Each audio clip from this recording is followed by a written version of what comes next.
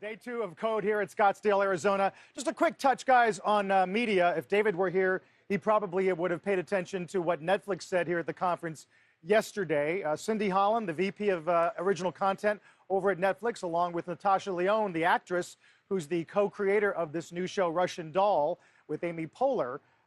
Cindy Holland was asked about these competing streaming services, Disney+. The general line was, these players, we always knew they were going to come into our space. It's taken a little bit longer than we thought. And she was asked, of all of them, which one she's paying the most attention to.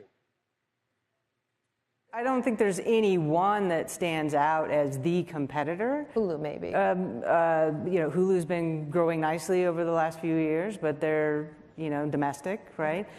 Disney+, it'll be great to see what they do. I mean, we've anticipated that all of these traditional players would enter into our space. The more successful we were at building an on-demand subscriber base with content, the more likely they were going to be to stop licensing to us, right? It's actually one of the reasons why we started original content in the first place. Right. Is we believed this shift would all happen. It's just taken many years longer than we thought. So we welcome it.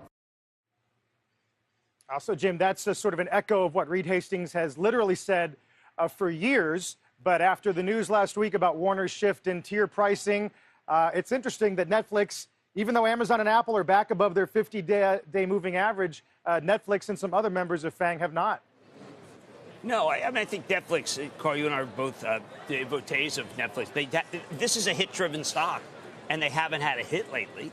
And I think that does matter tremendously. But you're right. I mean, Reed Hastings, he has always said, bring it on.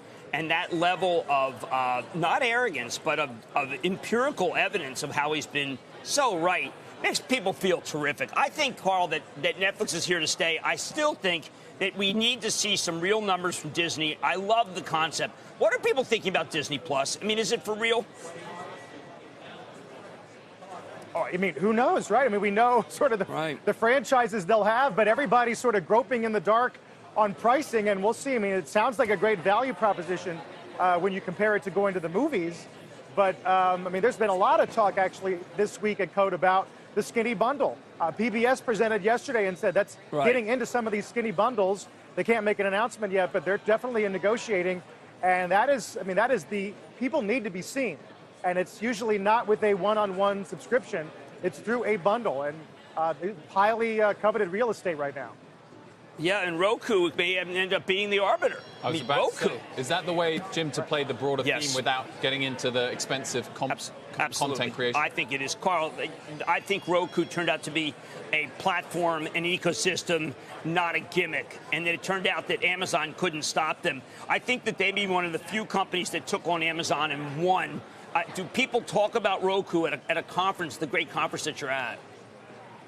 No, it's funny. I haven't heard much about them, but I mean, we know we've had some downgrades in the last couple of weeks. But I mean, you would have been fortunate to have gotten in Roku and stuck with it, even as they remained agnostic on all the original content, which we always consider to sort of be this holy grail.